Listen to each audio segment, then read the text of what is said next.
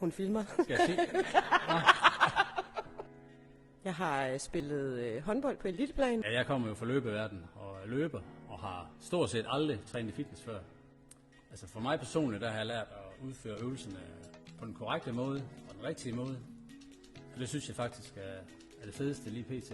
Jeg synes, det er enormt vigtigt, det der med også at have sin vejrtrækning med. Det er noget af det, jeg bliver meget bevidst om, at huske at trække vejret imellem øvelserne. Men også, at det ikke handler om, at det er en konkurrence om, hvem der kan gøre det hurtigst, men at det rent handler om at få teknikken med og ja, bestemt huske at trække vejret. Maden har været en, jeg vil sige, en spændende udfordring, men jeg har helt sikkert lært meget mere at få proteiner ind i min kost, end jeg har haft før. Og også vigtigheden i, hvor vigtige proteinerne er i forhold til vores muskler, og specielt med det her styrketræning, vi har gang i.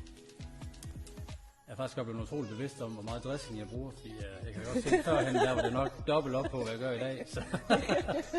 Så lærer man også nogle rigtig mange gode nye retter, og bliver inspireret af hinanden. Det synes jeg også er mega fedt.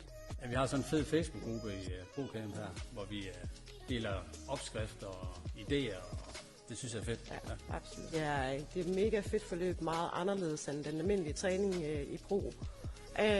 Du får meget mere teknik bag, og også en større forståelse for, hvordan du egentlig selv træner, og hvad for nogle vægte du egentlig sådan, griber fat i. Hvor hurtigt vi får et fællesskab på sådan et hold her. Altså vi kommer ind, og vi giver high five til hinanden, og vi lærer hinanden at kende på en helt anden måde, og altså vi er meget mere tætte på en anden måde. Så helt klart anbefaling til andre også. Ja.